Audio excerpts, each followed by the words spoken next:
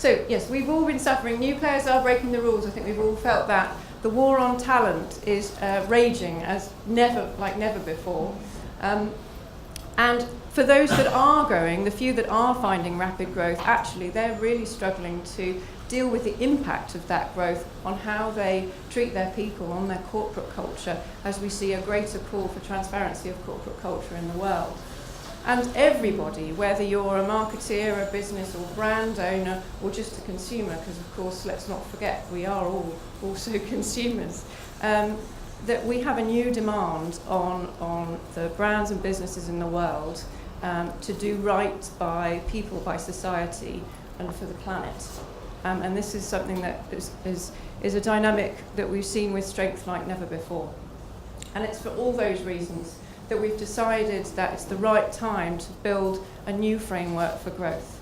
The 7 building blocks for growth is the framework we've created. It covers the what, how, and why of growth. And together, those 7 building blocks make a really nice framework to help you think about identifying and unlocking that growth in the future. Before I walk you through very briefly each of the building blocks, I think it's worth just touching on the approach here because it is unprecedented in its scale. Some of you will be familiar with methodology we've used for these learning studies before, Insight 2020 and Marketing 2020. I know some of you have used and benefited from in the past.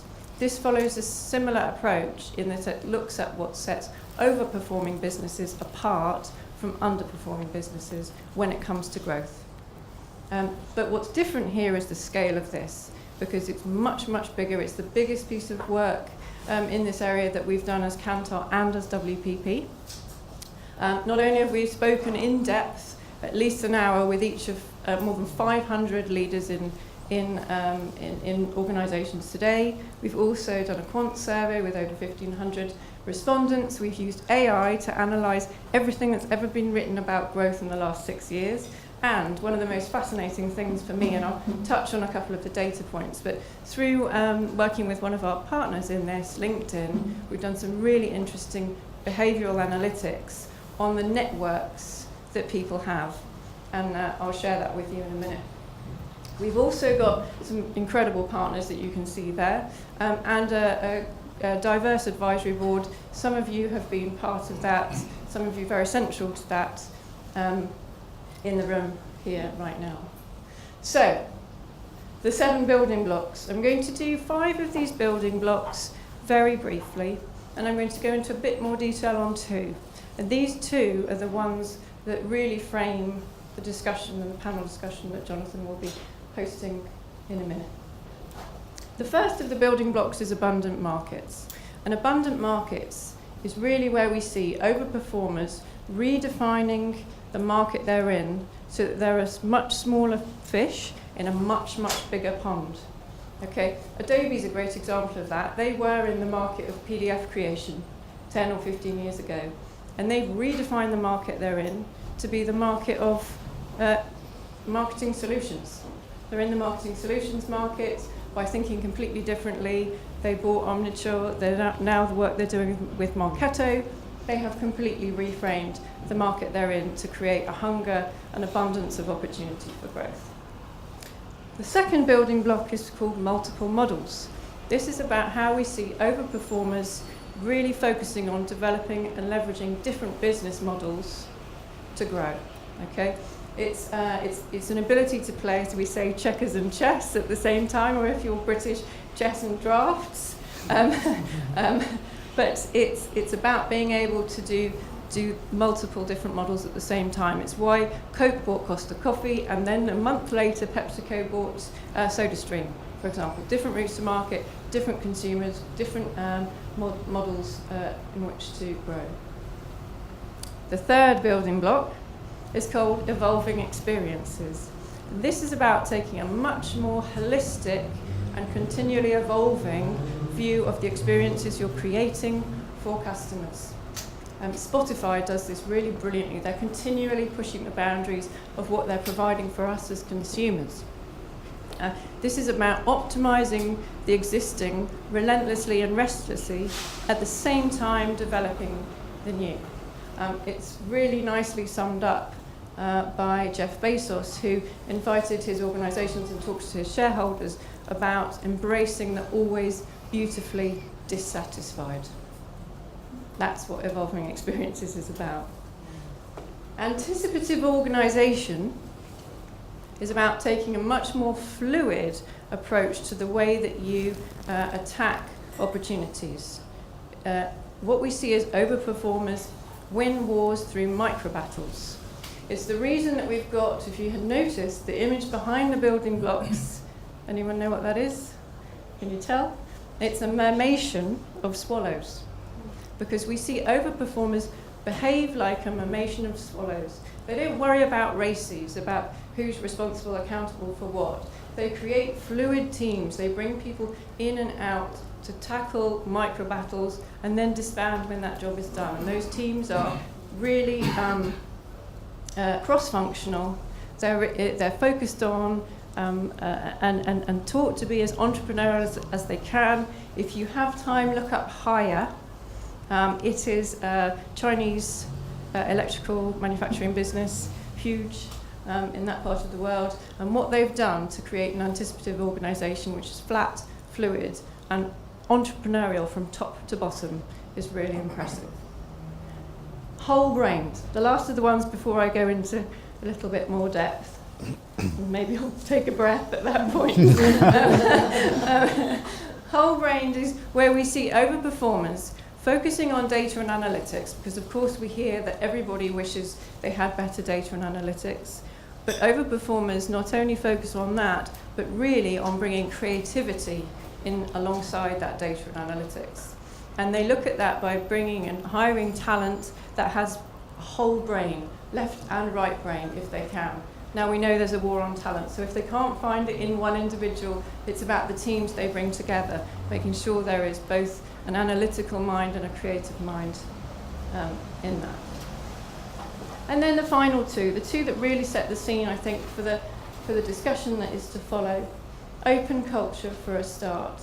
The myth that open culture tackles is that our culture cannot be changed, it's in our DNA. And the reason that this is a myth is because overperformers are and have changed their culture. Satya Nadella is the best example of that. When he came into Microsoft and took over from Bill Gates, the culture that he adopted at the time was one of technology, and the culture that he created and the transformation he made was to a consumer-centric organization by focusing on empathy, on individual empowerment, on positivity, and on growth. And again, I urge you to look that up if you aren't familiar with it. He has rewritten the cultural script of that organization. I'll show you a data point. There's data points for all the building blocks, by the way. This is the first one we've seen. We also see overperformers here building ecosystems with complementary partners. They have maximized the external connectivity. What this says here is that 72% of overperformers focus on external connectivity, and only 38% of underperformers do. So if you are focused on connectivity externally, you're more likely to be an overperformer. Now, here's a LinkedIn stat for you that I think is very interesting. When we analysed the networks, or LinkedIn analysed the networks for us, what they found is that those who are overperformers have 30% more external connections. I mean, it's as simple as that. Now, I'll share another one because it's brilliant. Sorry.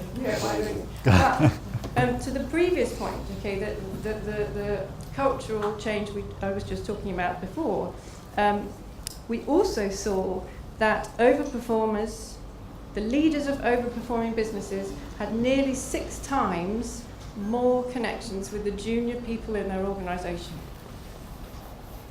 Okay? So internal connectivity, top to bottom, is also really, really important. Love a good data point. We love Unilever here as an example. You know, Unilever's bought loads of businesses over the last few years.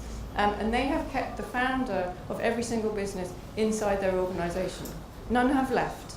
And that's because they've found a way to harness and connect and bring those founders in together to help them do better work, better thinking across all of their brands and all of their business. So they've used the outsiders as insiders and brought them inside to help create cultural change.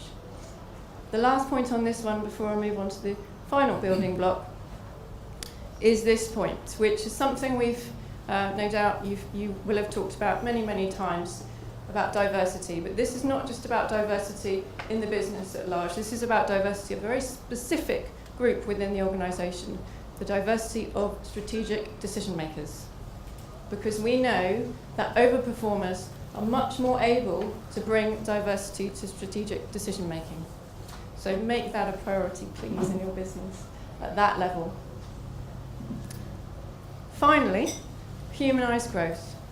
This is about taking a much more holistic view on growth and how we set our metrics and think about and frame our growth.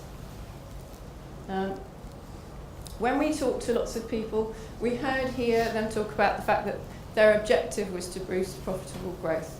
Okay, yes, it is. I mean, we're all here to do that if we're in business, I think, aren't we? But the truth is, if you go home to your family, partner, friends, whatever it is, and they ask you what you're doing at work, and you say, well, I'm here to boost profitable growth, you know, that's not very exciting. It's not very exciting for the individuals in the organisation either. And so actually, we challenge that myth to say, yes, okay, that's part of what you're doing, but it's by no means the only part. Just a slightly different way of looking at the data here. We found that underperformers were more focused on the bottom line profit than overperformers were. That on its own isn't necessarily that exciting. I mean, yes, they probably are because they're a little bit in trouble. But when you couple it with this, which the overperformers are more focused on their impact on people, the people they serve, people inside their organisation, starts to become a bit more interesting. And McDonald's is a nice example here, just to finish this section. They've done many things over the last few years, which clearly indicate that not only do they have business measures, growth measures, profitability metrics, revenue metrics, they also have people metrics that sit alongside those. They've done so many things. One thing I will call out, last year they launched the Youth Opportunity Programme, which is a programme designed to get 2 million young people, reduce the barriers to employment for 2 million young people in the world by 2025. Okay, that's a big picture item. We also spoke to somebody, a franchisee, a McDonald's franchisee in the US, who said that she still sends the pay packets, even though you can do it all digitally. She sends the actual tangible pay packets of her young employees home, probably to where they live with their parents, because she knows that the parents get an emotional payoff, pleasure, from seeing that pay packet hit in the mailbox, if we're in the US, not a letterbox. And I think that's just one other very small example that can sit alongside that, about how that organisation is really taking a humanised view to the way it thinks about growth.